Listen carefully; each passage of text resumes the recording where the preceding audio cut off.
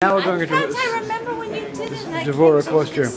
I came to look at some of the letters, the words, to see if I could figure them out. So what's the hot softening beer? That's the only thing I can read. Actually, Reiner told me that means something like hats off to beer? hats off to Hebrew or something like that. Bad. So it's this There was an article I reread oven. that was published in the Jewish Transcript in 1998 when they published on the cover of the Rosh Hashanah issue, like section B. Pinchik. And That's Pinchik. where does it say Pinchik?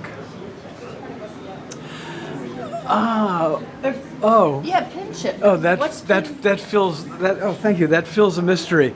So I had gotten 2 flyers at the University of Washington Jewish Archives section of their library. Yeah. And I told them I was interested in flyers about early 20th century Jewish history, and someone, a clerk there, whatever, brought out a few boxes of papers, and one of them was the papers of Jacob Kaplan, who I opened up and went through. I had them photocopy 2 papers. And in the article it mentions that I had used, and I didn't remember this until you told me. The article in the transcript said that I had used a flyer about the visit of this world famous cantor Pinchik. He was giving a performance. And I didn't know that I didn't remember that I had put something about Pinchik in there. Well, my Mexican relatives on my father's side were Pinchiks. Pinchik, it's it's like Seagan and Sagan, yeah. Oh, okay. So and on the lower, and then this other flyer was about a mammoth mass meeting held February 14th, 1912 at Washington Hall at 14th and Fur, in which the flyer tickles me when I look at it now. I looked at it. I have it like saved in a Word doc or in a picture file. Sunday. It said the kosher meat question having been settled, because we don't know how it was settled.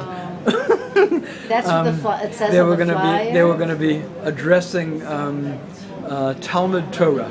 Okay. And then the last sentence in the flyer has English on the left and Yiddish on the right.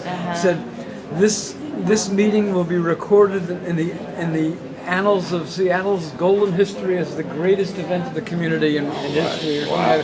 And I remember when I did the work, I was thinking, hadn't I not found this flyer, it would have gone into complete obscurity. I actually saved this event. Saved the event. Actually, that's in the lower right. The lower left is where I have the partisan and Liad, because I have that in English. So you saved it from obscurity. Yeah, and Jacob Kaplan probably, who knows when he died. So you don't know what the specific words are, like this one, these? No, I took, what that is. in the article it says I took different words from Israeli papers, American newspapers, American Jewish newspapers or magazines from different sources. I don't remember where I got the Judeo-Arabic from at all, which is in there. You can tell some of this to me. I should ask what's her name, Raja, because she might be able to read some of that.